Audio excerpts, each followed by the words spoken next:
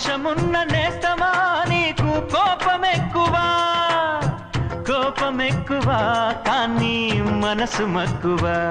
స్నేహానికి చలికాడా దోస్తీకి సరిజోడా ఏళ్ళెదిగిన పసివాడా ఎన్నటికీ నిన్ను వీడా నీసమున్న నేస్తమా